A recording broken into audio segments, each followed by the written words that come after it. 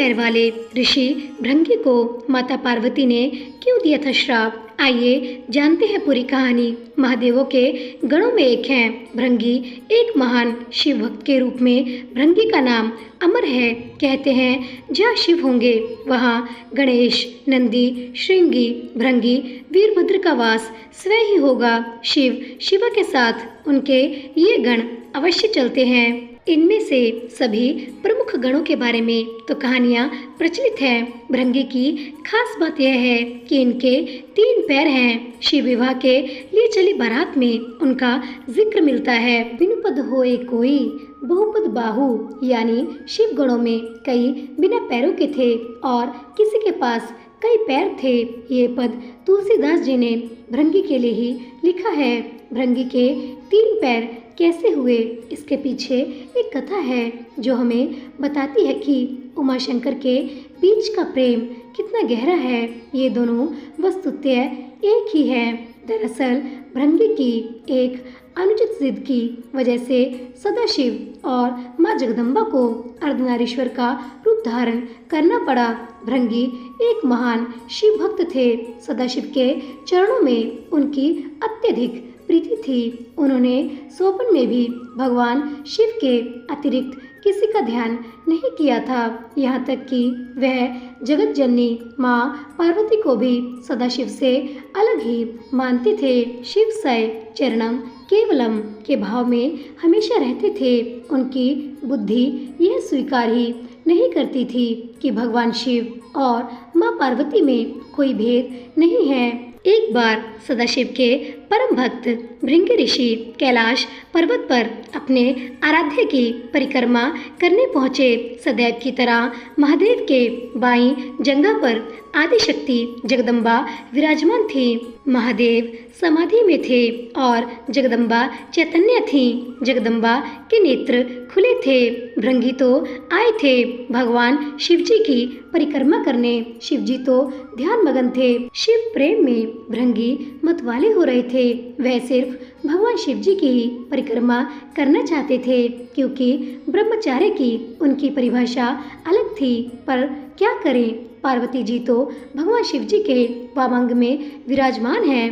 भृंगी अपना उतावलापन रोक ही नहीं पाए। साहस इतना बढ़ गया कि उन्होंने जगदम्बा से अनुरोध कर दिया कि वह भगवान शिव से अलग होकर बैठ जाएं, ताकि मैं भगवान शिव जी की परिक्रमा कर सकूं।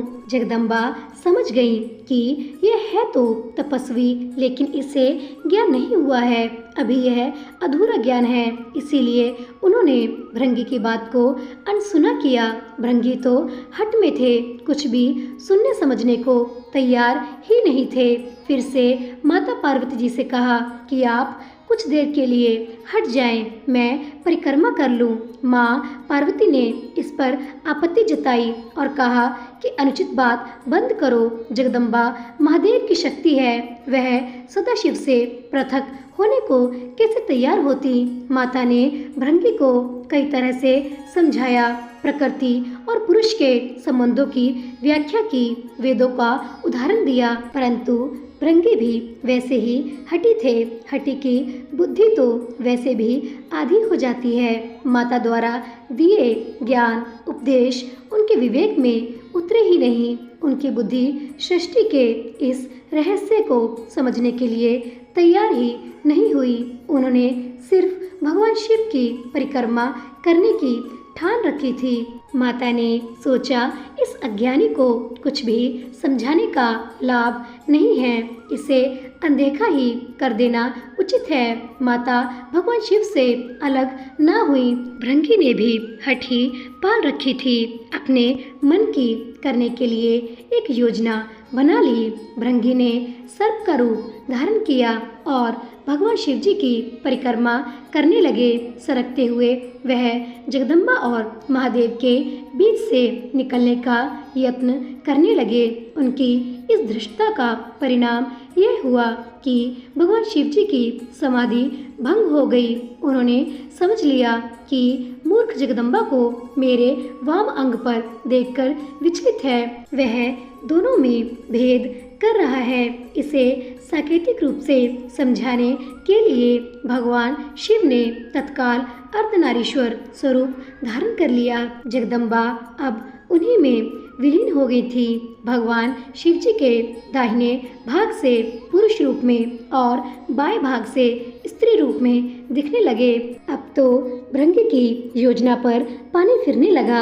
हट्टी का हट तो भगवान से भी ऊपर जाने लगता है। भृंगी ने इतने पर भी हिम्मत नहीं हारी। उन्हें तो बस भगवान शिव जी की ही परिक्रमा करनी थी। अपनी जिद पूरी करने के लिए एक और मूर्खतापूर्ण प्रयास किया। अब भृंगी ने चूहे का रूप धारण कर लिया। चूहे के रूप में प्रभु के अर्धनारीश्वर रूप को कुतर कर एक दूसरे से अलग करने की कोशिश में जुट गए। अब यह तो अति थी। शिव भक्त भृंगी की दृष्टता का मतलब कितना गंभीर है। शरीर विज्ञान की तंत्रोक्त व्याख्या के मुताबिक इंसान के शरीर में हड्डियां और पेशियां पिता से मिलती हैं, जबकि रक्त और मांस माता के अंश से प्राप्त होता है। फिर क्या था, भृंगी की तो दुर्गति हो गई। उनके शरीर से तत्काल रक्त और मांस अलग हो गया। शरीर में बची रह गई तो सिर्फ हड्डियां और मांसपेशियां। मृत्यु तो हो नहीं सकती थी, क्योंकि वो अभिमुक्त कैलाश के क्षेत्र में थे और स्वयं सदाशिव और महामाया उनके सामने थे। उनके प्राण हरने के लिए यमदूत वहां पहुंचने का साहस ही नहीं कर सकते थे। असहसा पीड़ा से भृंगी बेचैन होने लगे। ये श्राप भी आदिशक्ति जगदम्बा का दिया हुआ था। उन्होंने ये श्राप भृंगी की भेद बुद्धि को सही रास्ते पर लाने के लिए दिया गया था। इसीलिए महादेव भी बीच में नहीं पड़े। इस श्राप का लाभ यह हुआ कि भृंगी असहनीय पीड़ा में पड़कर समझ गए कि पितृशक्ति किसी भी सूरत में मातृ शक्ति से परे नहीं है। माता और पिता मिलकर ही इस शरीर का निर्माण करते हैं, इसीलिए दोनों ही पूज्य हैं। इसके बाद भृंगी ने असहाय पीड़ा से तड़पते हुए जगदम्बा की आराधना की। माता तो माता होती है। उन्होंने तुरंत उन पर कृपा की और पीड़ा समाप्त कर दी। माता ने अपना श्राप वापस लेने का उपक्रम शुरू किया, लेकिन धन्य थे भक्त भृंगी भी। उन्होंने माता को श्राप वापस लेने से रोका। भृंगी ने कहा, माता, मेरी पीड़ा दूर करके आपने मेरे ऊपर बड़ी कृपा की है, परंतु मुझे इसी स्वरूप में रहने दीजिए। मेरा यह स्वरूप संसार के लिए एक उदाहरण होगा। इस सृष्टि में फिर से कोई मेरी तरह भ्रम का शिकार होकर माता और पिता को एक दूसरे से अलग समझने की भूल न करेगा। मैंने इतना अपराध किया, फिर भी आपने मेरे ऊपर अनुग्रह किया। अब मैं एक जीवंत उदाहरण बनकर सदैव आपके आसपास ही रहूंगा। भक्त की यह बात सुनकर महादेव और जगदम्बा दोनों पुलकित हो गए। अर्धनारीश्वर स्वरूप धारण किए हुए माँ जगदम्बा और पिता महादेव ने तुरंत ही भृंगी को अपने गणों में प्रमुख स्थान दिया। भृंगी चलने फिरने में समर्थ हो सके, इसीलिए उन्हें तीसरा पैर भी दिया। तीसरे पैर से वह अपने भार को संभालकर भगवान शिव और माता पार्वती के साथ चलते हैं। अर्धनारीश्वर भगवान ने कहा, हे भृंगी, तुम सदा हमारे साथ रहोगे। तुम्हारी उपस्थिति इस जगत को संदेश होगी कि हर जीव में जितना अंश पुरुष है उतनी ही अंश है नारी। नारी और पुरुष में भेद करने वाले की गति तुम्हारे जैसी हो जाती है। पुरुष और स्त्री मिलकर संसार को आगे बढ़ाएं। दोनों बराबर अंश के योगी हैं। यही सिद्ध करने को मैंने अर्धनारीश्वर रूप धरा है। स्त्री और पुरुष दोनों का अपना स्थान, अपना अस्तित्व है। इसे नकारने वाले को शिव शिवा दोनों में से किसी की भी कृपा प्राप्त नहीं होती।